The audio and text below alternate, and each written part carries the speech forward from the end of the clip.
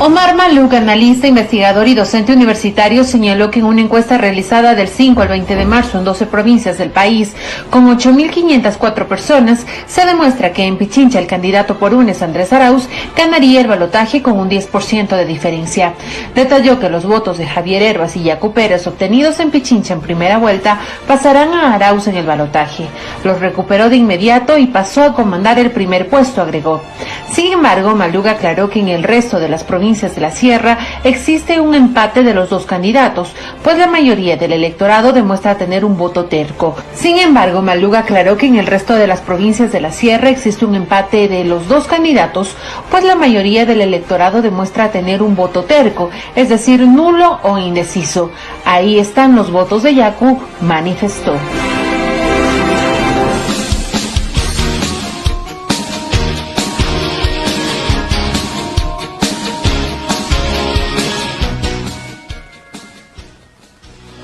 7 de la mañana con 34 minutos, 7 con 34 minutos, en Punto Noticias, primera emisión. Saludamos con el economista Rafael Correa Delgado, expresidente de la República, que nos acompaña en esta mañana en nuestro segmento de entrevistas. Economista, buenos días, bienvenido, gracias por acompañarnos.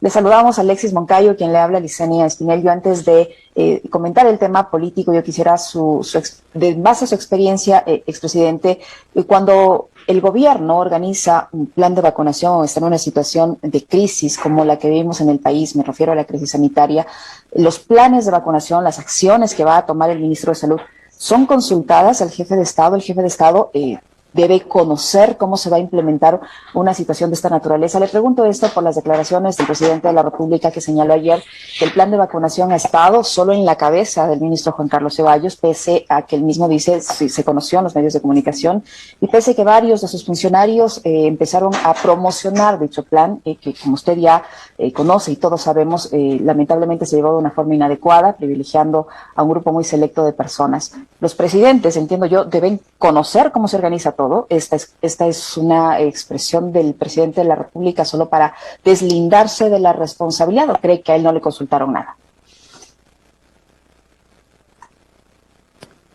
Si nos ayuda encendiendo su micrófono, expresidente, por favor. Buenos días. Sí, creo que cuando no está en mute el micrófono funciona mejor. Bueno, aprovecho para saludar a Quito, a Pichincha, al pueblo ecuatoriano. Gracias por esta entrevista. Responder a Licenia. Pero si estamos en emergencias, ¿cuántos decretos de emergencia se han firmado? ¿Cómo puede decir el presidente de la República que leyó en los medios de comunicación que había un plan de emergencia de vacunación, pero resulta que solo estaba en la cabeza del ministro? O sea, este hombre está enfermo y los responsables ya no es él está fuera de sus cabales. Son los que los mantuvieron en el cargo para perseguirnos a nosotros. Porque el tipo se vio el primer año cuando incumplió su programa de gobierno. Eso es causal de revocatoria de mandato. Lo bloquearon en la Corte Constitucional para protegerlo y que persiga a Correa. Luego, en los crímenes de lesa humanidad, la represión brutal de octubre de 2019, caos político, social, debieron anticiparse elecciones como establece la Constitución. Impidieron aquello, Yacu Pérez, Conalle, etcétera, para mantenerlo y que siga persiguiendo a Correa.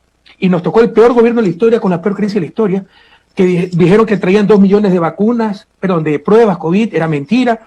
Luego las vacunas, las pocas que vinieron se las repartieron entre ellos porque son buenos hijitos, buenos amigos, la argolla, los de Buena Cuna, la alcurnia, el buen nombre, lo mismo de la aristocracia que nos acompaña de la colonia. Y ahora este inepto dice que no ha habido plan de vacunación, que él creyó que había porque lo leyó en los periódicos. Por Dios, no tenemos presidente, pero ya la culpa no es de Moreno. Moreno tiene un problema psicológico, está fuera de sus cabales. La culpa es de aquellos que lo mantuvieron ahí para destruir a Correa, porque claramente el tipo demostró su ineptitud hace mucho tiempo, pero ya muestra realmente un desequilibrio mental.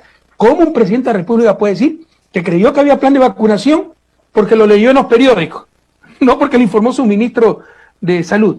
Y ahora dice que ha estado en la cabeza de su ex ministro que salió huyendo del país, pero que este ministro es tan bueno que un fin de semana ha hecho todo. ¿Cuándo? Cuando ya tenemos decenas de miles de muertos. Ecuador no merece esto, sinceramente no merecemos esto. Ahora señala, expresidente, ¿cómo está? Muy buenos días, un gusto saludarle como siempre. Quien usted señala como los que sostuvieron a Moreno son los que ahora pretenden desentenderse y distanciarse de él, ¿no? Están marcando distancias, incluso hasta lo cuestionan en los debates presidenciales y en las redes sociales. Pero es que mire, ya, créame, no nos han robado solo la verdad estos 4 años, nos han robado el sentido común. ¿En qué lugar del mundo se puede creer que se construyó un puente hacia ninguna parte, cuando tenemos satélite, cuando es público, carretera de primer nivel, y que es para que pase la guerrilla y el narcotráfico. Si usted hiciera algo así, lo hace escondido en la selva. ¿Quién puede creer una tontería así? Pero 3 años lo dejaron mentir. Y después va a inaugurar con el presidente de Colombia lo que es el tercer eje vial. Es decir, nos han robado ya el sentido común. O sea, ¿quién puede creer que el caso de Odebrecht acusen a todo el mundo menos a Odebrecht? ¿Quién puede creer que Trujillo se declare emperador y en lugar de mandarlo a un psiquiatra o al manicomio, lo aplauden y lo apoyen para que destrocen a la patria? ¿Quién puede creer un expresidente acusado de influjo psíquico para manejar una organización criminal dedicada a los sobornos? Nos han robado el sentido común. Ahora dicen, después de sacarle el jugo, manejarlo como títere, implementar sus políticas, jactarse de eso, darle elogios, cuando todavía tenía 80% de popularidad el primer año, ¿no?, a Moreno, ser cómplice total de Moreno. Ahora resulta que también ha sido correísta Moreno, llevamos 14 años de correísmo. Pero es tan fácil para esto, como esto, público que nos escucha. Escúchenme muy bien, Quito, ya basta de que nos insulten hasta la inteligencia. Es tan fácil como esto. ¿Quiénes han sido los perseguidos? ¿Quién ha sido la única oposición? Vean cómo Creo, socialcristianos, han apoyado Pachacutic en todo a Moreno. Y por último, ¿por quién creen que va a votar Moreno? ¿Por Andrés Arauz o por Guillermo Lasso? Ya no se dejen engañar, o sea, que nos robaron la verdad. Que no nos roben hasta el sentido común, por favor. Presidente, en ese sentido, ¿usted cree que podría afectar la candidatura del señor Arauz el hecho de que Pachacuti ayer decidiera llamar a su militancia a votar por el voto nulo? Mire, la experiencia histórica demuestra que cuando se hacen esos llamados, la militancia no obedece. De hecho, Pachacuti, la militancia es más bien las organizaciones sociales agrupadas en Acunaye. Ese pueblo indígena, esas comunidades indígenas, claramente recuerdan que con nosotros mejoraron muchísimo su nivel de vida, se duplicó la matrícula en las universidades, hubo escuelas del milenio, electrificación, carreteros, internet, centros de salud, fortalecimiento del seguro social campesino y tantas cosas. En un momento dado pueden votar por alguien que se hizo pasar como indígena, que no es indígena, pero luego que le digan que voten nulo, cuando tienen para escoger entre un banquero, y ellos saben lo que ha pasado en el país, en la 29 de la crisis bancaria, los que me escuchan, ¿a quién de ustedes le perdonaron 1 centavo durante la crisis los banqueros? Y ahora sí, para obtener su voto, el voto de la gente, dicen que van a perdonar las deudas. ¿Por qué no lo hicieron antes? ¿No? Entonces, los indígenas es un pueblo, no son ingenuos. Entonces, claramente saben que vivieron mucho mejor con nosotros, saben las políticas que tuvieron y saben lo que es un banquero. Entonces, no creo que el llamado de Pachacuti tenga efecto y ese pueblo indígena votará por Andrés Arauz. ¿Qué pasará con el voto expresidente? Ayer Javier Herbas hizo un coqueteo de carácter político con Guillermo Lasso, a quien le llamó a dialogar en una entrevista en medios de comunicación, y horas más tarde la dirigencia de la Izquierda Democrática, con Guillermo Herrera, su presidente, y con Vilma Andrade, la asambleísta reelegida en estas elecciones, marcaron distancia de la decisión de Herbas y han dicho que ellos no van a votar por ninguna de las dos opciones. En ese caso, ¿qué hará el votante socialdemócrata, quien optó por Herbas en la primera vuelta? No necesariamente votaron por Herbas los socialdemócratas. Estamos en una coyuntura muy especial. El daño que ha hecho Moreno es gigantesco. No solo ha destruido lo tangible, no solo nos ha retrasado décadas en salud, en educación, en infraestructura, en servicios públicos. Tal vez el mayor daño es el intangible, la pérdida de fe en nosotros mismos, de nuevo la desconfianza en la política, en todos los políticos. Entonces hay un voto antisistema. Y yo creo que Herbas y el propio Yacu Pérez recibieron ese voto antisistema, contra todo. Ya, como decía Lasso, no usted sabe la expresión que utilizó. Herbas, ¿qué hizo? Salió en TikTok con patineta, salió disfrazado de viuda. Yacu Pérez, que va a exportar barriles de agua.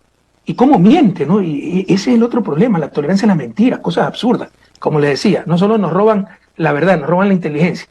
Que supuestamente el fraude que le hicieron fui yo como Nebot, que me he reunido con Nebot. Y mi influjo psíquico es tan fuerte que de Bélgica logré manejar un Consejo Nacional Electoral que por todos los medios nos ha perseguido, nos ha tratado de impedir participar para que le hagan fraude de Yacu Pérez. ¿Quién puede creer una tontería así? Pero nadie le dice nada. Entonces, no son los socialdemócratas los que han votado por Herbas. Los verdaderos socialdemócratas es imposible que voten por Lasso, porque por definición No, lo contrario al neoliberalismo es la socialdemocracia y el centro hacia la izquierda, es por definición. Y obviamente Lasso es neoliberal, sus propuestas son neoliberales. Como ha gobernado con Moreno, es con políticas neoliberales que nos han hecho quebrar, como siempre ocurre con las políticas neoliberales, sobre todo en países en vías de desarrollo, como ya lo hicieron en el 1999 en Ecuador.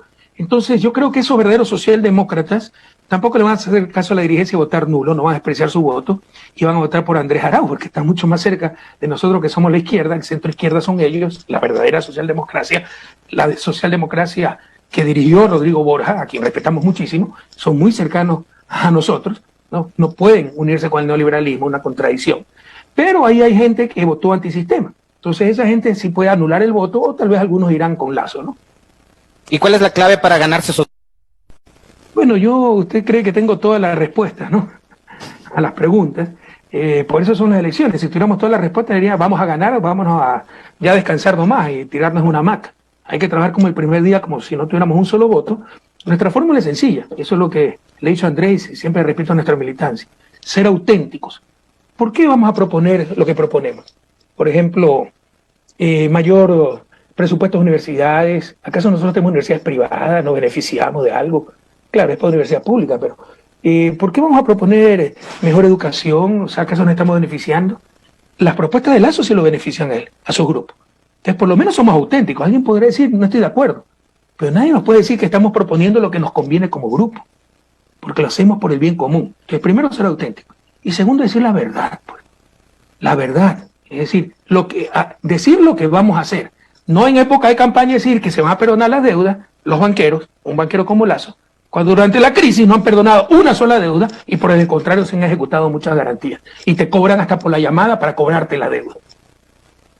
Expresidente, ¿qué impacto cree usted que puede tener en el electorado, en esa parte, sobre todo el electorado que aún se encuentra indecisa y que tiene cierto nivel de rechazo hacia su gobierno o a lo que significa su gobierno para ellos, quizá denominado el anticorreísmo, el resultado del debate presidencial, de acuerdo a algunos expertos e incluso una encuesta de Clima Social indica que el ganador de ese debate fue el señor Andrés Arauz. Sin embargo, no es muchísima la cantidad de personas que tradicionalmente miran un debate. ¿Usted cree que eso puede incidir positivamente en la candidatura del señor Arauz? ¿Cómo mira usted esto, por un lado? Y por otro, para este sector de la población que está indecisa y que, le digo, tiene rechazo a su gobierno, ¿qué garantía tiene ese sector de la población de que no ocurra lo mismo con el señor Arauz una vez que llegue al poder? Me refiero a que no termine implementando un plan distinto para el que fue electo o con el que fue electo. En primer lugar, los anticorreístas. ¿Cuándo vivían mejor? En esta tragedia durante nuestro gobierno. ¿Quién de ustedes no mejoró con nuestro gobierno? Ah, pero es que Correa, te odio porque eres prepotente, autoritario. ¿Cuántos de ustedes me conocen? Ninguno, tal vez el 1 por 1000 me conoce personalmente. Es lo que le dio la prensa, ¿no? Ya vemos lo que es la prensa. Si vio a Andrés, ¿cómo se llama este señor? Andrés Carrión, ¿no? En hora 25, la prepotencia de Andrés Carrión. Si vio quiénes fueron los primeritos en vacunarse, cercanos al poder. Con nosotros no tenían ese acceso, pero Diego Oquendo, los Gonzalo Rosero y tantos otros. A nosotros no nos sometieron, pues ese es el problema. Y hemos tenido 14 años, ahí sí 14 años, de un proceso masivo de tratar de destruir la reputación, la integridad de aquel a quien consideran su enemigo, y no lo han logrado. Miren que somos la principal fuerza política. Entonces la reflexión a los anticorristas. ¿Por qué son anticorristas? Por haber dado educación, salud, sin parangón, obra pública, servicios públicos donde el rey era el ciudadano. Ahora eso es puro maltrato, filas, coima, etc. Ah, no es que me caes mal porque no te conozco, no es que niego que tu gobierno no fue muy bien, pero corrupto, los sobreprecios por todos lados. ¿Ustedes creen que si fuéramos corruptos tendrían que condenarme por influjo psíquico? Después de 4 años, si fuéramos corruptos, persecución brutal, con fuerzas nacionales y extranjeras, con toda la inteligencia del Estado, con fuerzas privadas, los banqueros, Villavicencio, toda esa gente. ¿Ustedes creen que no hubieran descubierto una cuenta secreta, algún centavo mal habido? A quien le habla, Jorge Glass. ¿Cómo podemos dejarnos engañar? Como le decía, nos roban no solo la verdad, nos roban el sentido común. Pero los sobreprecios, no hay un juicio sobre precios. Le llamaron sobreprecio a los reajustes de contrato. ¿Por qué no lo llaman sobreprecio entonces al reajuste del monto del contrato en el metro de Quito? Porque son de la gallada. Entonces es mentira, eso no es delito, ¿eh? No es deseable, no es bueno, pero no es delito. es que se hicieron malos estudios, hubo un imprevisto, pero no hay un juicio sobre precio. Además, si hay sobreprecio, alguien debió lucrar. ¿Dónde está esa persona? Entonces ya nos robaron hasta la inteligencia, el sentido común, inocularon odio en nuestros corazones. Y con ese odio no vamos a ningún lado. Entonces los picorreístas, les digo, con cariño, con afecto, reflexionen, están siendo utilizados, están siendo víctimas de sus propios verdugos, los que no quieren que vivan bien.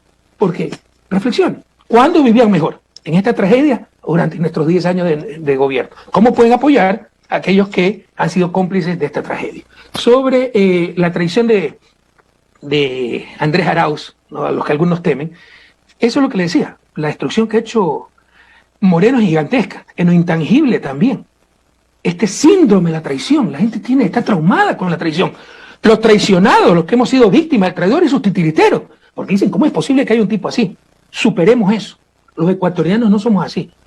Moreno es un accidente histórico. Yo creo que está enfermo mentalmente. Eso no va a volver a ocurrir. Si Andrés Arauz fuera traidor, ya no hubiera traicionado, pues en 4 años también ha sido perseguido. Y sobre el debate, yo creo que es claro, obvio, que clamoroso que Andrés lo ganó, no solo en el fondo, en la forma, en la imagen. Era el futuro, la innovación, las ideas, frente a lo viejo, frente al poder decrépito, frente a 40 años de política y gobiernos fracasados, todos los gobiernos donde participó Lazo, por eso le dice Lazo Saladazo, ¿no? Maguat, Gutiérrez, Moreno, en todos esos gobiernos han fracasado. Entonces creo que el debate ayuda, pero el debate lo ve 5% de la población. Y ese 5% de la población, 90% está decidido. Entonces no podemos sobreestimar la incidencia de un debate que claramente lo ganó Andrés Arauz. ¿Qué decir, expresidente, con esa frase que utilizó Guillermo Lasso y que además a mucha gente lo que hizo fue simplemente ayudarle a confirmar que se trataba de la asesoría de Durán Barba, repitiendo las mismas recetas que ya utilizó antes en elecciones como la de Argentina entre Macri y Scioli, ¿no? La del famoso Andrés, no mientas otra vez. ¿Cuánto efecto puede generar eso en el sentimiento del votante ecuatoriano? Yo creo que les está surtiendo el efecto contrario. Es un error de marketing político gravísimo. Si usted quiere hacer una campaña sucia, la que hacen los mediocres, en lugar de proponer algo, denigrar al oponente, tratar de demostrar no que soy mejor, sino que el otro es peor, eso es ser mediocre, bueno, por lo menos no utilice el nombre de su oponente, porque está fijando en la conciencia colectiva el nombre, y eso es importantísimo. El primer paso para cualquier político es ser conocido. Así lo quiera, lo odie, pero debe ser conocido. Y lo que ha dado Lasso es a conocer aún más a Andrés Arauz. Pero como tú bien dices, esa es la táctica de Durán Barba. Revisen, el gran Simón Bolívar decía, no nos dominarán por la fuerza, sino por la ignorancia, por el engaño. Revisen el debate Macri-Scioli, Mauricio Macri, quien finalmente ganó la elección con muy poco, su director de campaña era Durán Barba, ecuatoriano. Uno de los vacunados, de paso. Ya me iba a referir a eso. Daniel, ¿por qué mentís? Daniel, ¿por qué mentís? Y a cada rato mentís. Y trató de posicionar que el otro era mentiroso. Finalmente todo lo que dijo Scioli se cumplió. Ahora le dicen el vidente a Scioli. Porque todo lo que dijo ese momento se cumplió. Pero en todo caso es el mismo Durán Barba el que está asesorando a Lasso. Y coincidencia, es de los vacunados Gol. Usted ve ahí la complicidad de Lasso con el gobierno, la corruptela, la falta de honestidad. Entre otros, vacunaron a Durán Barba para que pueda apoyar en la campaña a Lasso. Con los procesos abiertos en Bolivia en contra de la presidenta de facto Yanine Áñez, acá en el Ecuador se ha empezado a generar una serie de cucos en el sentido de que si el señor Arauz gana la presidencia de la República, usted a través, no sé cómo, no sé si también por influjo psíquico, pero en todo caso usted como va a tomar venganza, va a cobrar venganza, y ya empezaron por allí algunas personas a meter ese miedo en la población antes de la elección de la segunda vuelta. ¿Qué va a pasar si el señor Andrés Arauz gana? ¿Usted va a cobrar venganza como tienen esas personas? Cada ladrón juzga por su condición. Si algo nunca he sido en mi vida es vengativo, yo creo que la vida es demasiado corta para odiar. Y tal vez he sido demasiado ingenuo, porque yo tuve gente antes de ser presidente que me persiguió, me pusieron juicios penales por denunciar corrupción. ¿Quién de ellos fue perseguido? Esa no es mi manera de ser, pero eso es lo que trata de posicionar cierta prensa en esta manipulación, pero además juzgando de acuerdo a su condición. Lo que sí debe haber es justicia. Y aquí, perdóneme, usted sabe que, bueno, soy católico practicante, El Papa Francisco lo considero mi amigo, lo admiro muchísimo. Su última encíclica es una belleza, Fratelli Tutti, todos hermanos. Él lo dice muy claramente, aquí no hay dónde perderse.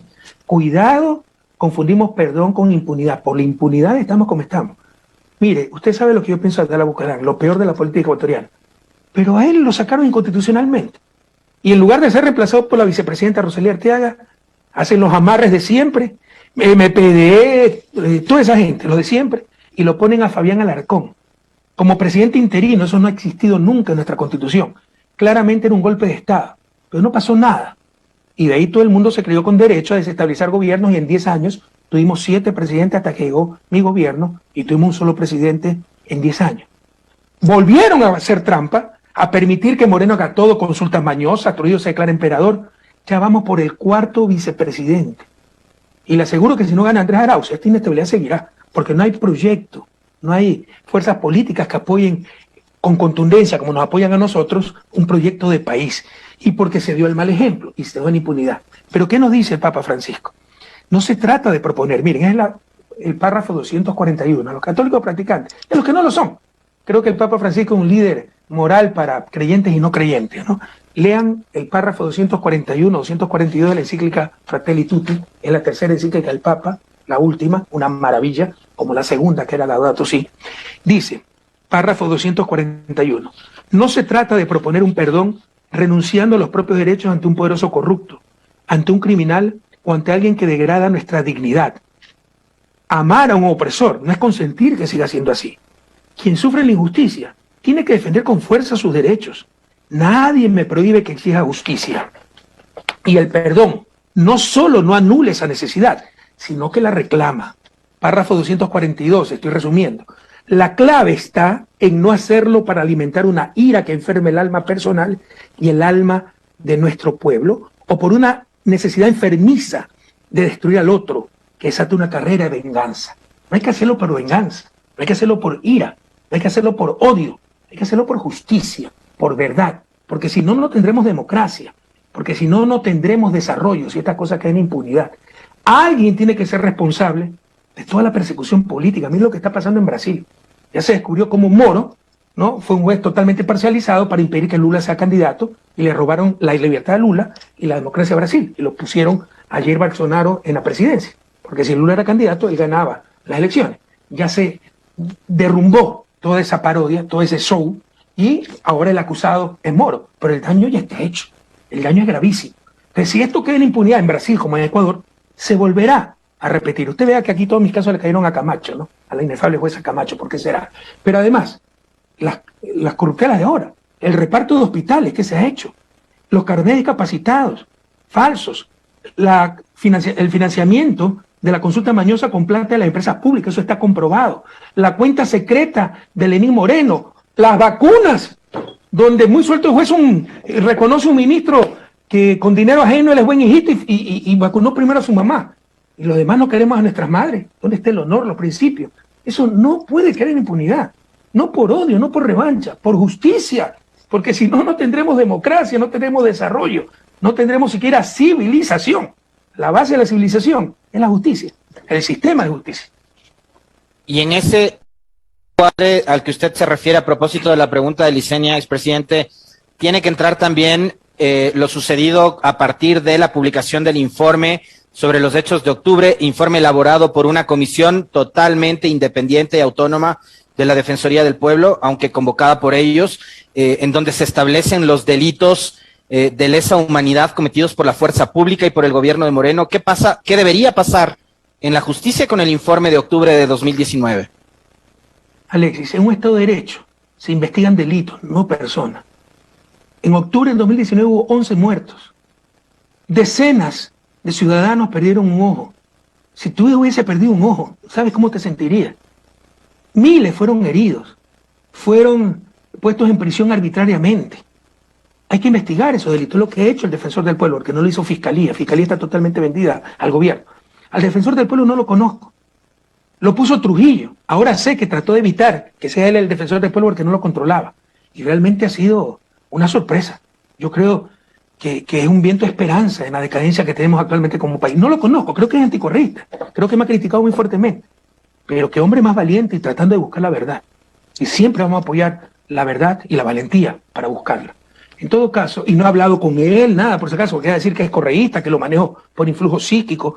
Él investigó lo que tenía que investigar la Fiscalía y ha dicho las cosas claras. Pero un Estado de Derecho, escúchenme ciudadanas y ciudadanos de Quito, de Pichincha, el Ecuador, crezcamos en democracia, crezcamos en conciencia colectiva del Estado de Derecho. En un Estado de Derecho se investigan delitos, no personas. No es que me cae mal Correa y voy a buscar de qué acusarlo. No. Dado que hubo 11 muertos, tengo que ver qué causó esos 11 muertos. Si hay responsabilidad, puede ser penal, puede ser tan solo política, ¿no? De acuerdo al defensor público, del pueblo, perdón, no solo hay responsabilidad penal, sino de lesa humanidad, que son delitos que se persiguen internacionalmente y no prescriben. Entonces, por supuesto que hay que investigar una muerte, por supuesto que hay que investigar represiones brutales, sin precedentes al menos, en la época democrática de nuestro país. César, entonces, expresidente, ese pedido que ha hecho el defensor del pueblo de que se impida la salida del país de las personas que podrían estar involucradas, en este caso, entre ellas el presidente de la República. Yo recordaba cuando escuchaba al defensor del pueblo cómo en su momento, el ahora nuevamente secretario de Comunicación Andrés Michelena decía que se debe impedir la salida de los funcionarios de su gobierno. Todo era cuestión de tiempo, querida Licenia, y todos los abusos que estaban cometiendo iban a caer sobre ellos mismos. Ahora que digan que no es procedente, pues que pida que el impedir la salida de Moreno del país, el defensor del pueblo, que es una autoridad, ha hecho una investigación con una comisión de la verdad, que si son algo es anticorreísta, contrarios a nosotros, ¿no, verdad? Pero han investigado. Que digan pues que no es procedente, cuando un simple ministro decía que había que impedir la salida de todo el gobierno mío. ¿Se imagina? Están cayendo sobre ellos mismos todos los abusos. Ahora que diga Moreno que tiene inmunidad, que le tiene que levantar la inmunidad la Asamblea, ¿no? Para tener estas medidas cautelares. Cuando a mí me han llenado de juicios sin levantarme la inmunidad en ningún momento, pese a que la jueza Camacho lo pidió, se lo rechazó la Asamblea y en lugar de acusar por desacato a la Asamblea, se allanó. Y sin levantamiento de inmunidad acusa a un expresidente de todas las cosas. 39 juicios penales tengo. Toda esa destrucción institucional, jurídica, legal, de Estado de Derecho, está cayendo sobre ellos mismos. Era solo cuestión de tiempo, con la gran diferencia que ellos sí son culpables, nosotros no. ¿Dónde están medio sentados mal habidos después de 4 años de brutal persecución? ¿Para qué se puede tener del accionar de la Fiscalía, tomando en cuenta cómo ha sido la participación de la Fiscalía? La Fiscalía es una corrupta, es cómplice de Moreno. Recuerde que fue funcionario Moreno. O sea, esta señora Salazar, Diana, ¿no? Primero era funcionaria de Fiscalía, ¿no? De segundo nivel. La llama Moreno a dirigir la UAFE, la Unidad de Análisis Financiero, nunca investiga la cuenta secreta en Moreno, y la nombran, pero lo dijo Roldán, que fue Moreno el que nombró a Diana Salazar. Saca 10 sobre 20, el peor examen, y le ponen 31 sobre 30 en expresión oral cuando no sabe ni hablar. Entonces, más claro, no puede estar, porque es todo un amarre. Eso es la corrupción, regalar cargos a quien no se lo merecen. Y ese era Trujillo. Y la pusieron ahí, su mérito necesario y suficiente era perseguir a Correa, odiar a Correa. Y eso se ha dedicado, pero ha sido cómplice descarada del gobierno de Moreno. Por ejemplo, no ha investigado la cuenta Ininvestment, se tiene hasta el número, 100-4-3-71378, el Balboa Bank, a nombre de Ininvestment en Panamá, INA por las 3 hijas de Moreno, Cristina, Karina y Irina. Lo reconoció Moreno, pero dijo que era su hermano. Y si es su hermano, ¿por qué no le pide que la abra? Porque están las coimas, el dinero sucio de toda la familia Moreno. Los corruptos siempre fueron ellos. Entonces no ha investigado eso. Lo de los hospitales, lo dejó medio hacer, ¿no? Azuero era el que repartía hospitales. Daniel Mendoza repartía hospitales, coimas, todo. Pero detrás estaba Romo, pues. Detrás estaba Moreno. ¿Usted cree que los hospitales se reparten solitos? ¿Usted cree que un asambleísta maneja los hospitales? Y nunca han llegado, pues, a esos niveles. Y si en verdad investigaran el reparto de hospitales, se va media asamblea, se va medio gobierno, a la cárcel. Pero como eso beneficiaba a Correa, Diana Salazar ha dejado todo en impunidad. Entonces Diana Salazar es una corrupta cómplice de Moreno, no se engañe, no hay dónde perderse en eso. Para el episodio del tema judicial y de este temor que se ha hecho manifiesto de algunos opinólogos y de algunos periodistas también sobre la venganza. Yo le quiero preguntar esto, creo que ya va a ser la enésima vez que le pregunte, a mí me quedó bastante claro, pero hay alguna gente que o no le ha escuchado o se niega a entender. Usted ha dicho varias veces, expresidente, que no le interesa, al menos en el corto plazo, volver al país, y si gana Andrés Arauz será así. ¿Cuál es su postura con respecto a aquello? Y menos todavía cobrar venganza. Bueno, que gane Andrés Arauz no significa que se resuelven los casos jurídicos. Exacto. Miren lo que pasó en Bolivia, ¿no? A Evo Morales lo acusaron de todo, hasta de pedófilo. Y ganó arrasadoramente el MAS. A la semana ya los mismos jueces decían que no, era inocente en todo. Lo que pasa con Amado Vudú y con los procesos en Argentina. Y con Lula mismo, ¿no? Que ya ven que el gobierno de Bolsonaro se tambalea, etcétera, entonces ya los jueces están haciendo lo que tienen que hacer. Muy probablemente lo mismo pasa en Ecuador, pero si no pasa en Ecuador pasará a nivel internacional, ¿no? Nosotros tenemos que algunos, por elemental estrategia no podemos decirlo, en dónde, explícitamente, pero ya hemos recurrido a algunos organismos internacionales que nos van a dar la razón, porque no hay nuevamente donde perderse en la brutal persecución político-judicial que hemos sufrido. Pero en todo caso, si gana Andrés Arauz no significa que yo pueda volver al país. Si se resuelven los casos judiciales, mi plan de vida, como lo anunció el país, era estar acá, en Bélgica. Vivimos 25 años con mi familia, que es binacional, en Ecuador. Creo que es elemental justicia vivir un tiempo en Bélgica. Yo quería dedicarme a la academia, tenía proyectos de escribir varios libros. Ya los hubiera acabado si no hubiera tenido que responder tanta infamia, tanto escrito de abogado, trabajar. Yo nunca he sido una persona ambiciosa, nunca me ha interesado el dinero. Siempre me han retado mi madre y mi esposa por ser tan descuidado, porque nunca me ha interesado el dinero. Pero me he tenido que poner a trabajar para pagar abogados, más de lo que hubiera querido, porque hubiera deseado dejar tiempo libre para poder avanzar con mi libro. Eso es lo que logra esta gente. Ya no busca ni su buen vivir, busca el mal vivir de aquellos que odian. Ya no le importa ni destruirse, con tal de que lo destruyan a quienes odian. Ya es fanatismo.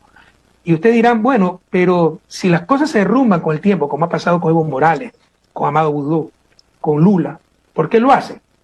Porque ya el daño está hecho, el sufrimiento de la familia, el sufrimiento personal. Entonces, es un efecto de demostración. Miren lo que le pasa al que trata de hacer justicia, al que trata de quitarnos nuestros privilegios, al que trata de vacunar a todos por igual, al que da salud a todos por igual, el que quiere una educación de calidad para todas y todos, al que nos obliga a pagar impuestos, al que nos obliga a tratar como persona, como ser humano a nuestra empleada doméstica. Miren lo que le pasa. Sí, al final ganó, se salvó, pero 4, 5, 6 años de infierno y sobre todo para su familia. Entonces nadie vuelve a meterse en esto. Es el efecto disuasión. Ahora, no nos van a derrotar, ¿no? Seguiremos adelante, pero si algo no tiene por qué ser así.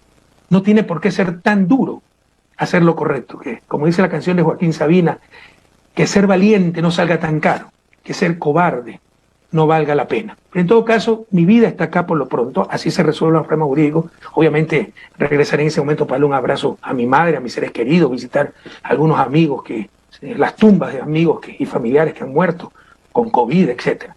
Pero, y lo de la venganza, pues ya lo dijimos, ¿no? Cada ladrón juzga por su condición, pero lo que sí se requiere es justicia. No podemos perdernos en eso. Sin odio, pero con memoria.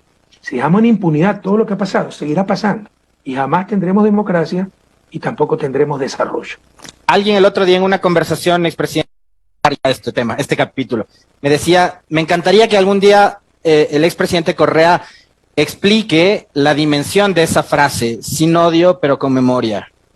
¿Qué significa sin odio, pero justicia, sin impunidad? No confundamos el perdón con la impunidad.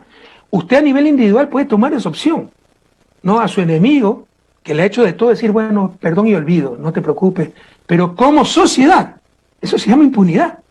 Eso deteriora los cimientos mismos de la sociedad, ¿no? Que si alguien atentó contra el Estado de Derecho, contra derechos demás, tiene que responder.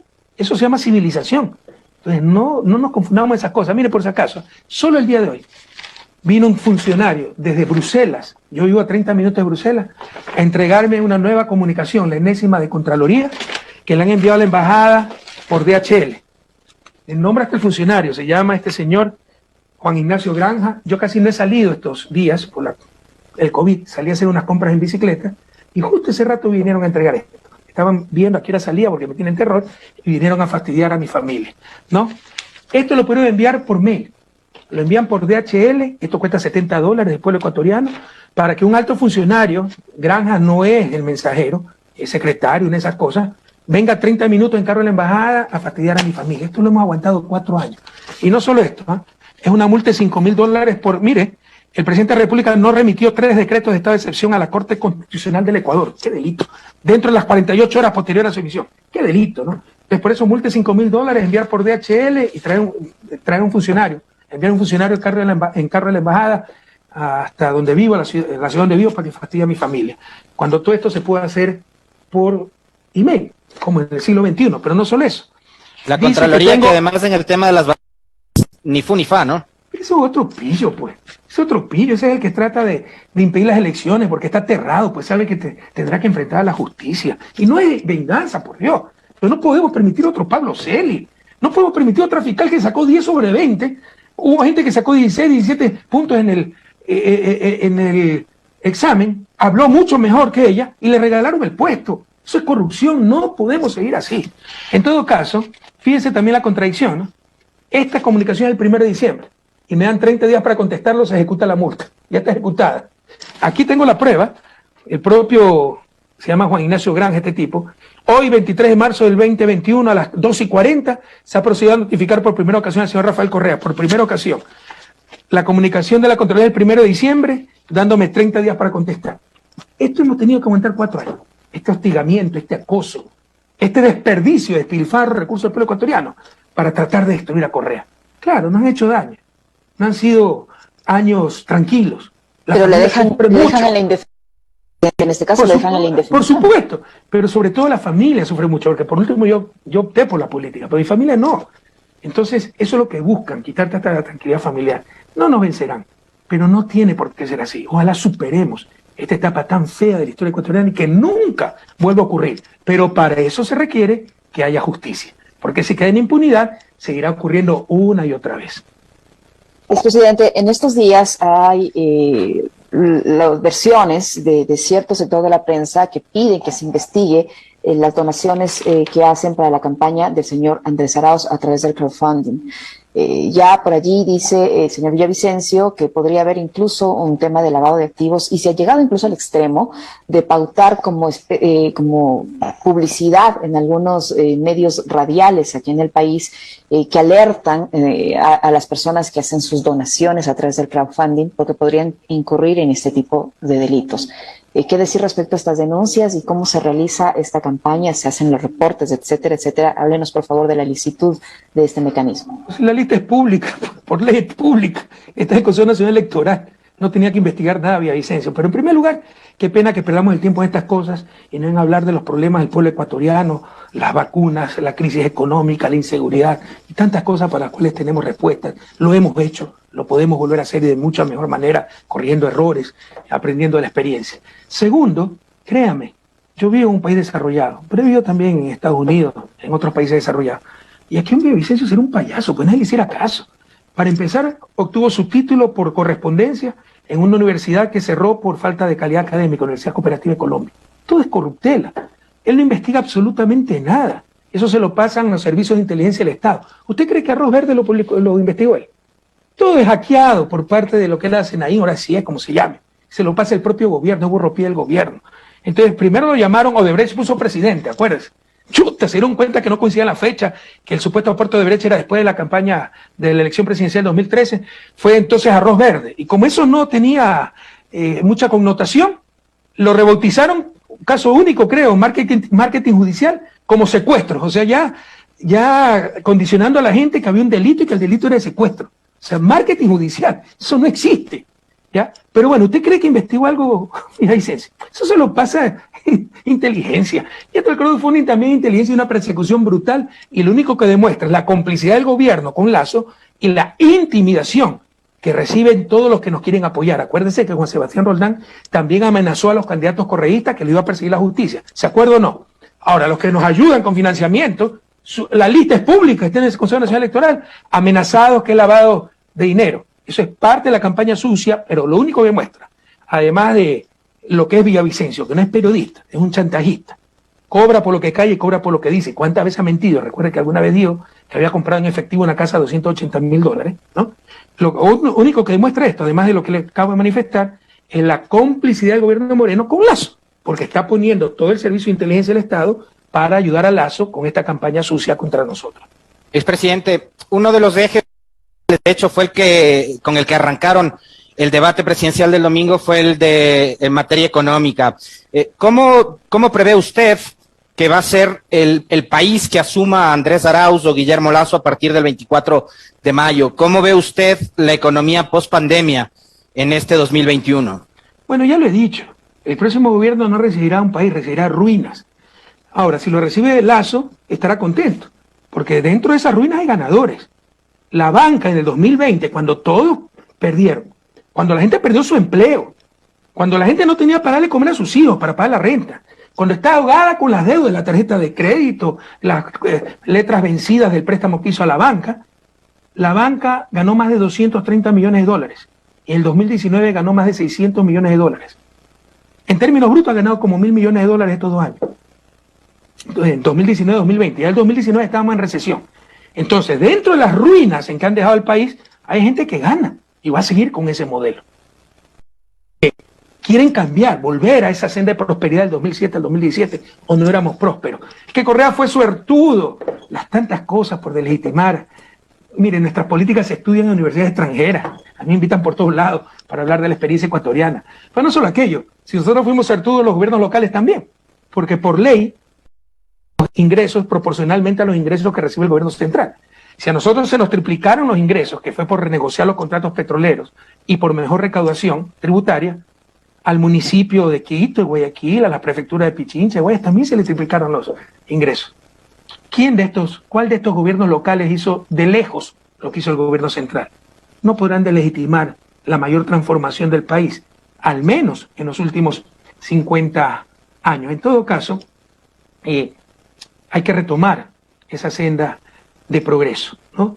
El próximo gobierno recibirá un país en ruinas. No podemos perder tiempo, no podemos arriesgarnos. Peor seguir con las políticas que nos han llevado a esta tragedia, ¿no? Sabemos cómo reactivar la economía, los resultados se verán pronto.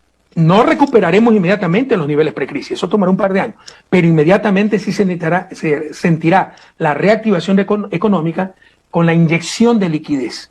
¿Por qué? Porque la pandemia ha sido un choque, lo que llamamos los economistas choque externo gravísimo, pero temporal. No es algo permanente, no es que la tierra se desertificó y ya no vuelve a producir, no es que las máquinas quedaron obsoletas y ya no tenemos cómo ser competitivos, no es que le cortaron las manos al pueblo ecuatoriano.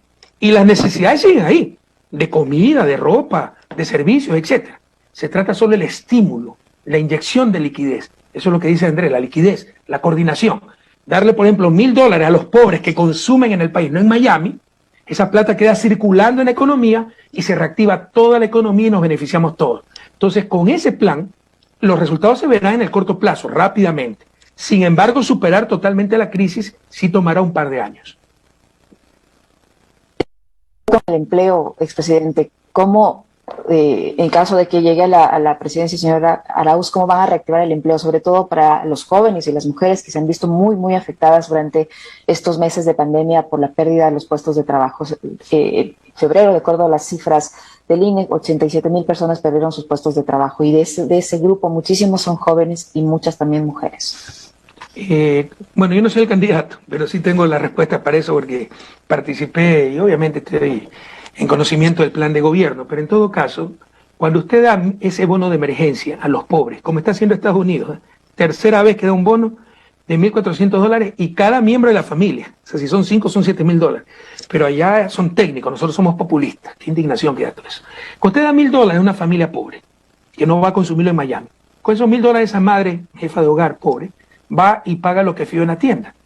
Con ese crédito ya cobrado por parte del tendero, puede pagar el alquiler que estaba atrasado. Con esa plata del alquiler, el dueño de la casa, que ya no es pobre, puede invitar a los tiempos a su esposa al restaurante. Con esa platita que le ingresó por los nuevos clientes, al dueño del restaurante puede recontratar a los 2 meseros que tuvo que sacar durante la pandemia. Y con ese salario, los 2 meseros vuelven a repetir el ciclo. Y usted ve cómo se generó trabajo y cómo se reactiva la economía. Es lo que le estoy diciendo. Se inyecta liquidez porque las capacidades están intactas, las necesidades están intactas. No es un problema tecnológico, No es que quedaron obsoletas nuestras maquinarias. No es que los ecuatorianos nos especializamos, qué sé yo, en tejer y ahora hay bordadoras mecánicas, entonces ya no tienen trabajo. No, no hay ninguno de esos problemas. Es un choque externo gravísimo, pero temporal, pero las capacidades productivas están intactas, las necesidades están intactas y solo se necesita esa liquidez para reactivar el aparato productivo, recuperar producción y recuperar empleo, que a su vez genera ingreso, consumo y genera más producción. El círculo virtuoso de la reactivación económica. En ese sentido, ¿cómo enfrentar todo ese embate que ha habido con respecto de las amenazas a la dolarización? Ya nos queda claro, o sea, a mí desde un principio, cómo el creador del observatorio de la dolarización va a pretender eliminar este sistema, además con lo complejo que es. Usted gobernó 10 años, tuvo todo el tiempo necesario y el músculo político como para hacerlo con una asamblea de 100 y no lo hicieron. Pero para esa gente que todavía le queda ese temor, ¿qué es lo que se debe hacer para fortalecer precisamente el sistema monetario que tenemos vigente en el país? Tuvimos asamblea constituyente de plenos poderes con mayoría absoluta, pues hubiéramos querido eliminar la dolarización. No solo eso, en ese momento la dolarización era inconstitucional, porque nunca cambiaron la constitución del 98, que decía que el sucre era moneda nacional. Cuando yo llegué al gobierno, la dolarización, señora, era inconstitucional, revisen. Nosotros le hicimos constitucional. Entonces, como le decía, no nos roban solo la verdad, nos roban el sentido común. Si hubiéramos querido salir del dólar y yo era el autoritario dueño del país, ¿por qué no lo hice en 10 años? Hasta con una asamblea constituyente de plenos poderes y cuando el dólar era inconstitucional. Ya no coman esos cuentos. Tú me dices, ¿qué hace para que nos crean? Ya no puede hacer nada. El que cree esas barbaridades. Y dicen, no, es que si reactivamos la economía se cae la dolarización. ¿Por qué? Alguien que me lo explique. Yo soy PhD en economía, pero que me lo explique. Por si acaso, a la reactivación es solo los $1.000 de bono de emergencia. Son 3.000 millones en créditos, a través de cooperativas sobre todo, para la economía popular y solidaria, microempresas que son las que más generan empleo. Son 3.000 millones para pagar las rentas atrasadas a los municipios, que son grandes generadores de mano de obra con la obra pública y para que tengan para inversión. Alguien me hablaba de empleo, en la pregunta anterior, Licenia me hablaba del empleo joven. Hay un programa de copago del salario para trabajo de jóvenes. Hay un programa para copago de la nómina para que las empresas no tengan que despedir trabajadores, porque lo que más había que cuidar era el empleo.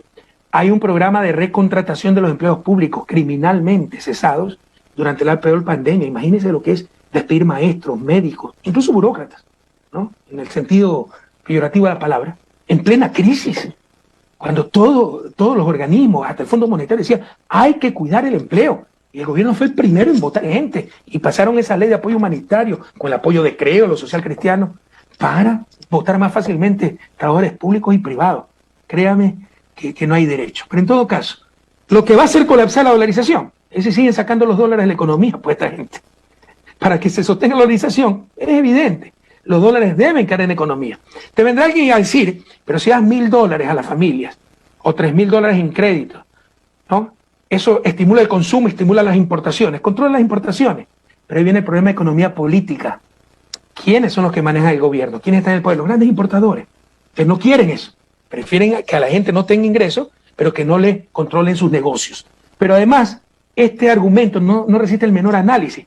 Porque si esto fuera cierto, que dando crédito, dando los $1.000 de bono de emergencia a las familias pobres, van a consumir más, eso genera más importación, más salir dólares y puede colapsar la economía, que no den crédito a los bancos, porque es exactamente lo mismo.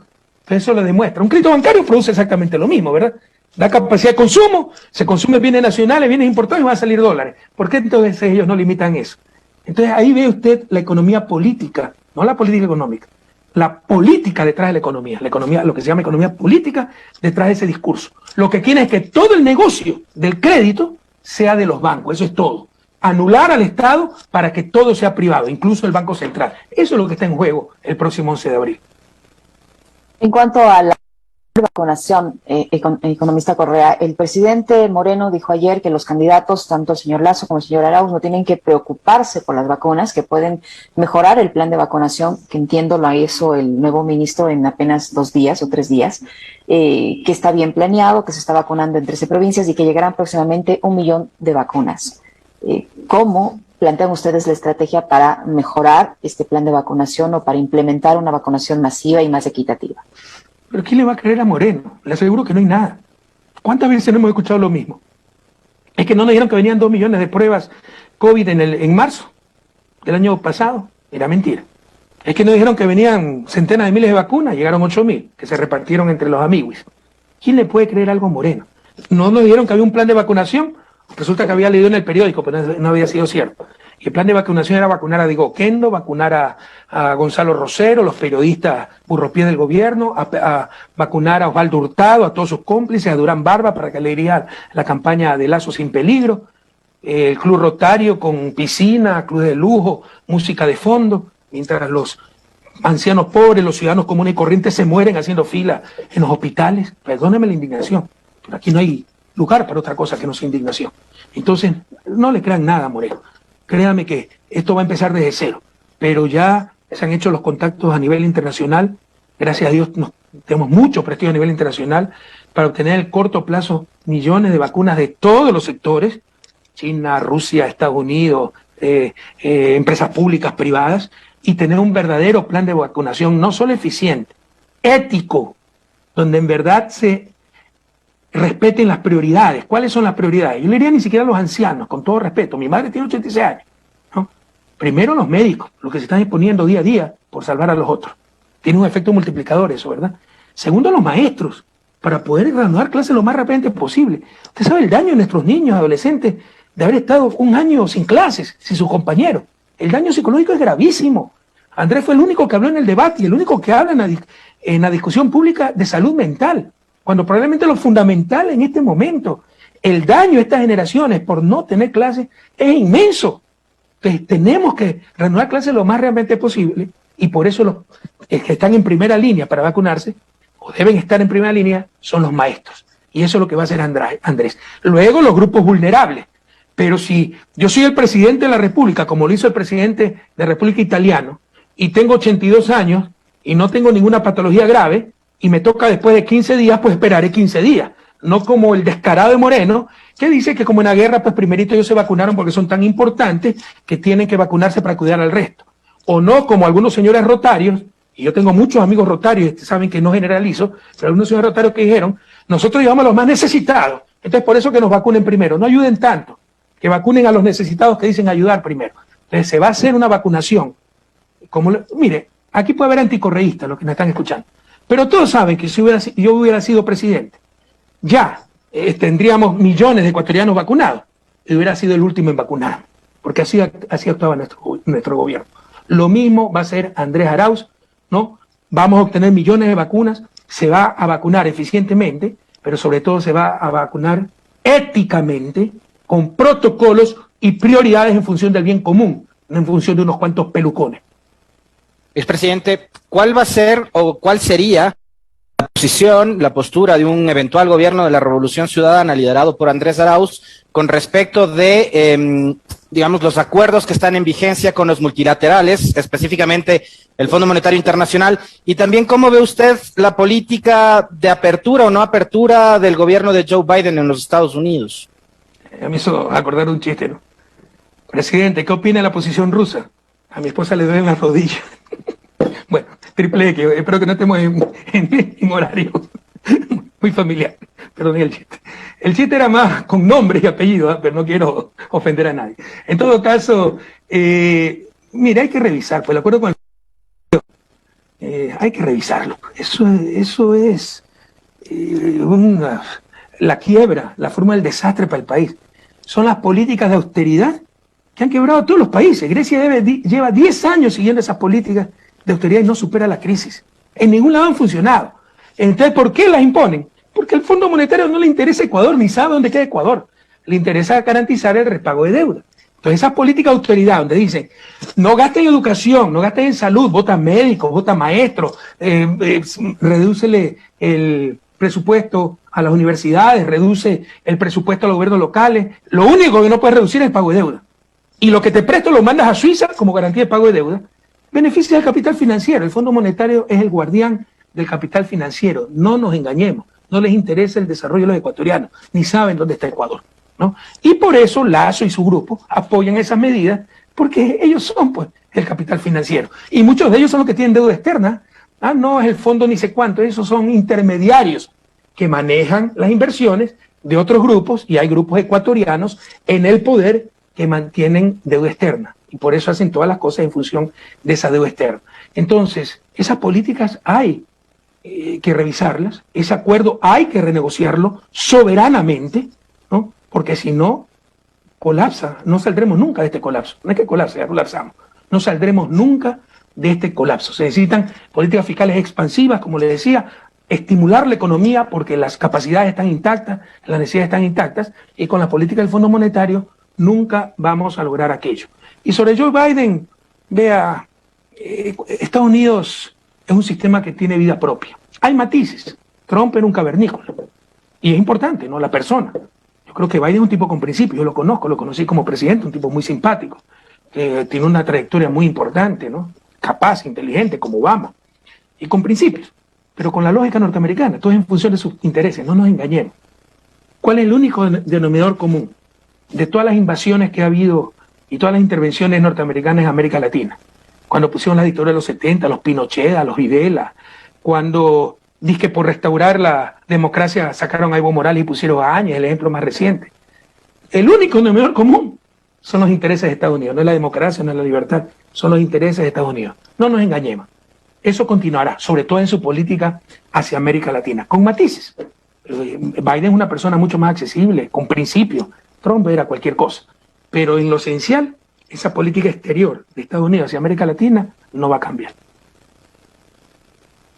Presidente, ¿qué va a hacer el gobierno eventualmente si gana el señor Andrés Arauz sobre el tema agrícola? Durante todo ese tiempo de pandemia también ha sido un sector muy afectado, muy descuidado, y siempre, yo recuerdo desde su administración, usted dijo que usted le dejaba, se iba con la deuda al sector agrícola. ¿Cómo van a solucionar esa deuda ahora? Eso no es correcto, Licenia, y hay que ser precisos en eso, porque da pauta a, perdonen, con todo respeto, a falsedades. Eso dije yo en el 2013, porque es verdad que en el primer periodo de mi gobierno avanzamos en muchos sectores, muchísimo. Avanzamos en agricultura también, pero no tanto como otros sectores. Y yo dije, tenemos una deuda con el sector agrícola.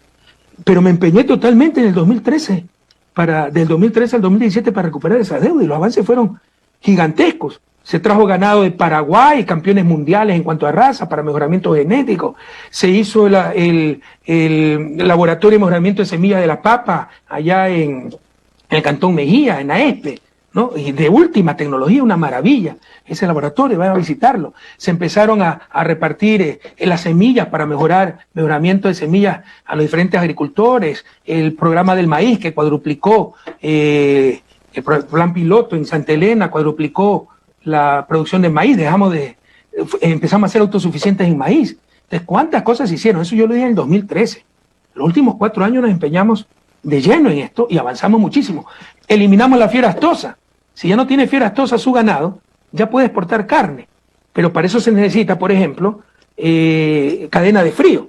Teníamos que continuar con esos procesos y este gobierno no continuó con absolutamente nada. Entonces, ha habido destrucción, ha habido retroceso. Hay que recuperar lo perdido y seguir avanzando. Por ejemplo, recuperar la Unidad Nacional de Almacenamiento, que la desmantelaron nuevamente, como lo hicieron con el ENAC. Si usted no tiene cómo almacenar, no tiene cómo sustentar los precios. Nosotros comprábamos la cosecha para mantener los precios, para que los agricultores, su sangre, su sudor, su trabajo, no se le lleven los comerciantes, los intermediarios, ¿no? Comprábamos eso, pero almacenábamos. Ya no hay dónde almacenar. Hay que recuperar todo eso, hay que seguir dando crédito al sector agrícola, seguir construyendo infraestructura. Gran parte de esto es responsabilidad de los gobiernos locales, sobre todo prefecturas, caminos vecinales, canales de riego, pero obviamente se requiere el apoyo del gobierno central. Hay que tener políticas para poner primero lo nuestro, la producción, el empleo nacional, sobre todo agrícola, pecuario. Eso significa ser muy cuidadosos al negociar los tratados de libre comercio que tanto le gusta a Lazo y compañía, que son la quiebra de los pequeños agricultores. Miren lo que pasó en México.